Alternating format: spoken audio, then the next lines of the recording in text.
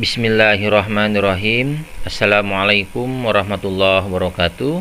Selamat beraktivitas kepada para mahasiswa yang mengampu mata kuliah metodologi penelitian kuantitatif. Semoga kita semua diberi kesehatan dan diberi kemudahan dalam memahami materi ini. Amin ya Allah ya Rabbal Alamin. Marilah kita awali perkuliahan kita kali ini dengan membacakan basmalah bersama-sama. Bismillahirrahmanirrahim. Allahumma inni as'aluka ilman nafi'an wa rizqan thayyiban wa amalan mutaqabbalan. Rabbi sholli sodri wa yassirli amri wahlul 'uqdatam min lisani yafqahu qawli. Para mahasiswa yang Bapak banggakan, sekarang kita telah memasuki materi tentang analisis data statistika. Perlu oleh mahasiswa dipahami dan diketahui juga bahwasannya analis data statistika dengan metodologi penelitian itu sangat jauh berbeda.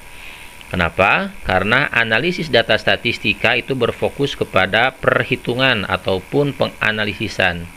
Tetapi untuk metodologi itu fokus pada desain dalam penelitian.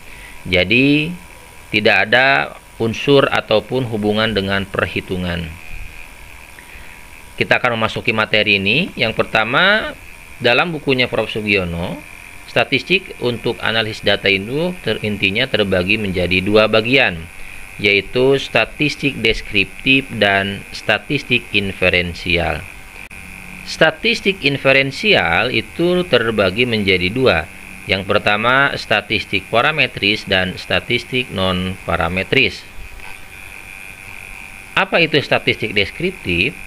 Statistik yang digunakan untuk menganalisis data dengan cara mendeskripsikan atau menggambarkan data yang telah terkumpul tanpa membuat generalisasi.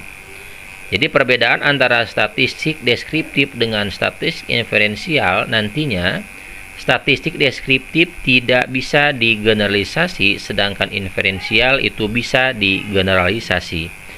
Yang selanjutnya, statistik deskriptif ini nantinya tidak ada yang namanya taraf kesalahan atau taraf kepercayaan, sedangkan inferensial itu ada.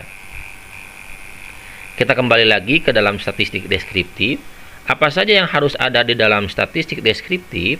Yang bisa ada, yang pertama itu adalah tabel, grafik, diagram lingkaran, perhitungan rata seperti mean, median, modus, desil, persentil, standar deviasi, persentasi. Nah, khusus untuk persentasi di sini, kalau di FIK itu masuknya ke dalam ranah respon terhadap angket menggunakan akhirnya adalah persentasi, dan mencari kuatnya hubungan antara variabel melalui analisis korelasi, prediksi dengan analisis regresi, serta membuat perbandingan dari rata-rata data sampel ataupun populasi. Jadi intinya di sini hanya seandainya para mahasiswa mengambil statistiknya statistik deskriptif, yang perlu wajib ada itu yang pertama adalah validitas, yang kedua reliabilitas. Ke bawahnya terserah mau adanya apapun, terserah para mahasiswa. Yang penting itu bisa menjawab dalam rumusan masalah skripsinya masing-masing. Yang selanjutnya, apa itu statistik inferensial? Yaitu teknik statistik yang digunakan untuk menganalisis data sampel dan hasilnya bisa diberlakukan untuk populasi. Bahkan lebih dari populasi, bahkan bisa ke bagian-bagian yang lainnya.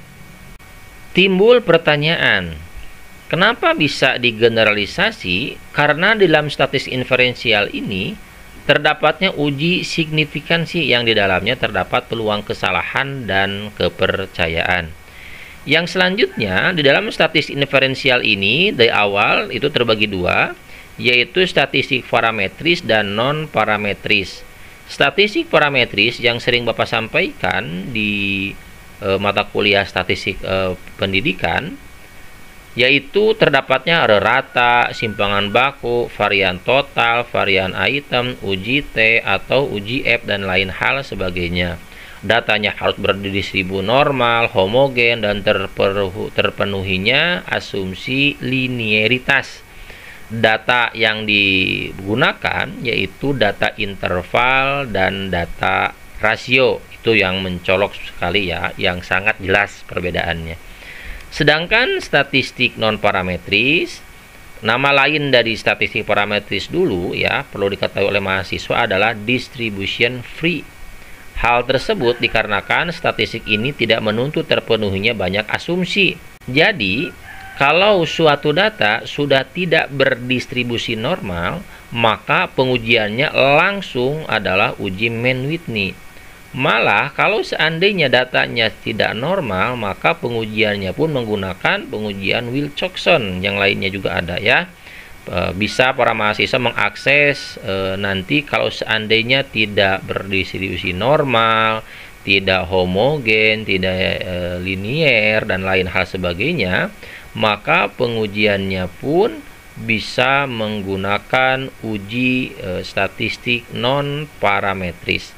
Data yang bisa diukur dalam statistik ini adalah data nominal dan data ordinal. Mungkin itu saja yang bisa Bapak sampaikan dalam pertemuan ini.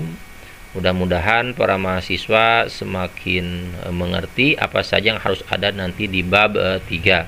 Akhirul kalam, assalamualaikum warahmatullahi wabarakatuh.